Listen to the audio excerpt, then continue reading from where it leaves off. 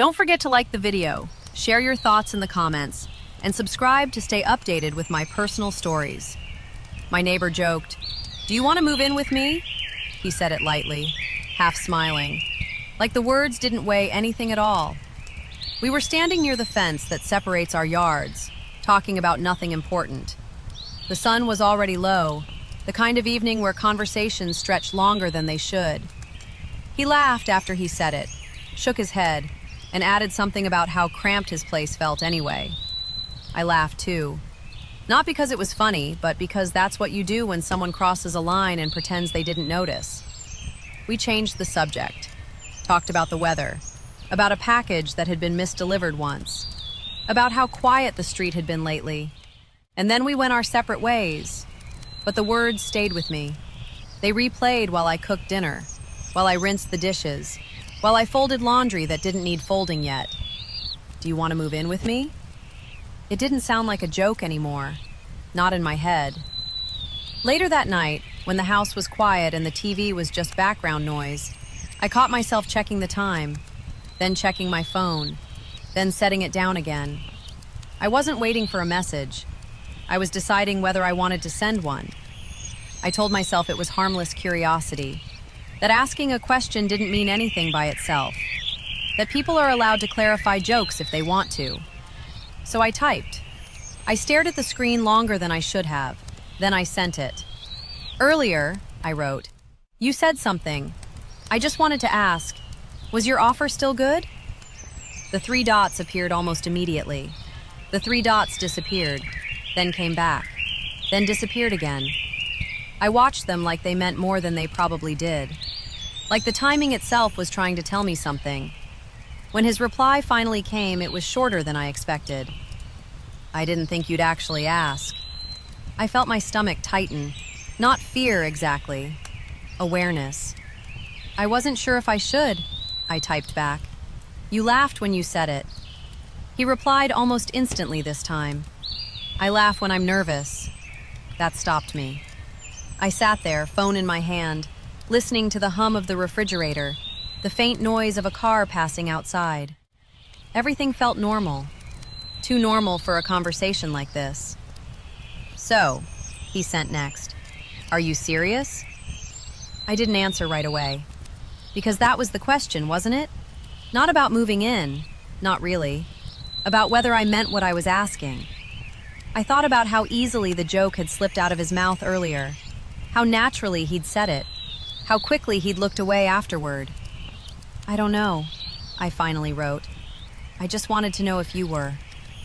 There was a pause this time, longer, intentional.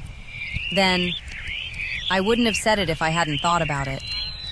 I leaned back against the couch, feeling something settle into place. Not excitement, not panic, clarity. We didn't say anything else for a while.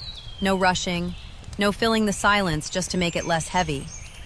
And somehow that quiet conversation, broken into bubbles and pauses, felt louder than anything we'd said out loud by the fence earlier.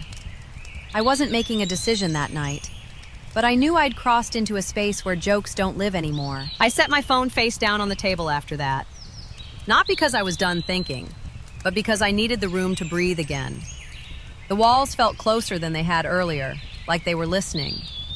I went to the kitchen and poured a glass of water I didn't really want. Took a sip anyway. It tasted flat. From the living room, I could still hear the TV, but I couldn't tell you what was on. My mind kept circling back to the same thing. He wouldn't have said it if he hadn't thought about it. That line stayed with me. It changed the shape of the whole day. The fence, the laugh, the way he'd avoided my eyes afterward. All of it rearranged itself into something that felt more deliberate. When I picked my phone back up, there was another message waiting. "No pressure," he wrote. "I just didn't expect tonight to go there." Neither did I. I typed and erased 3 different replies before settling on something simple. "I didn't either." There was a longer pause after that. Minutes this time. Enough for me to start wondering if I'd pushed too far. Enough for doubt to creep in and remind me that some doors feel lighter before you open them. Then my phone buzzed again. "I'm glad you asked," he wrote. I stared at that sentence for a long time. Not because I didn't understand it, but because I did. I didn't respond right away. I didn't need to. The conversation had already done what it needed to do. Outside, the street was quiet. The same porch lights were on. The same shadows lay across the sidewalk. Nothing had changed. Except now, I knew that what had started as a joke had been waiting for a question. And I was the one who finally asked it. I didn't sleep much that night. Not because I was restless, but because my mind kept replaying the same moments from different angles. The way he'd said it. The way I'd asked. The way neither of us rushed to define anything after. Morning came quietly. Too quietly. I stepped outside with my coffee like I always do, half expecting the world to look different. It didn't. Same street, same houses, same calm. Then I saw him. He was outside too, leaning against his car, keys in hand. He looked up when he noticed me, paused for just a beat, and nodded. Not awkward, not smug, just aware. "Morning," he said. "Morning," I replied. That was it. No reference to the night before, no joke, no test. And somehow that made it heavier than if we'd said everything all at once. I went back inside thinking I'd imagined the tension, but it followed me. Sat with me while I answered emails. Stood behind me while I made lunch. Waited while I checked my phone even though I knew there wouldn't be a new message yet. Later that afternoon, my phone buzzed. "Can we talk later?" he wrote. "In person." I stared at the message, feeling that familiar tightening again. Not dread, not excitement. Choice.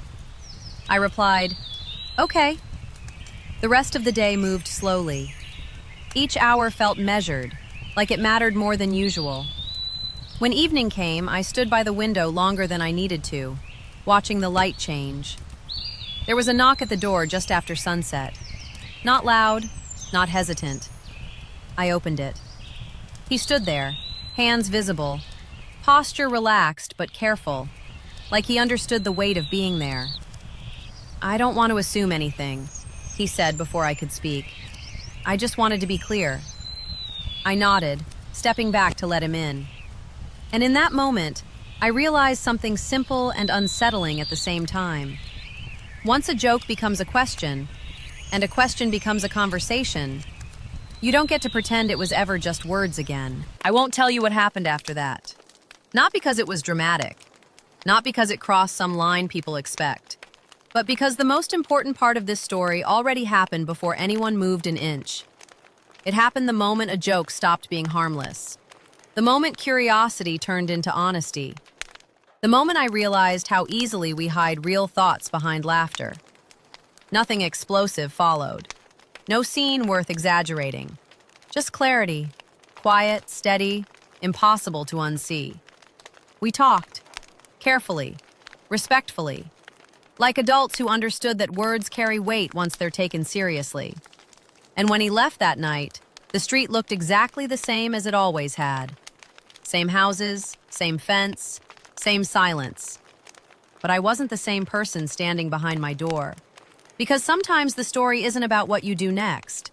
It's about realizing how powerful it is to ask a question you weren't supposed to ask, and meaning it. That's all this ever was. A joke. A question. And the understanding that once you open a door like that, you never really forget where it is.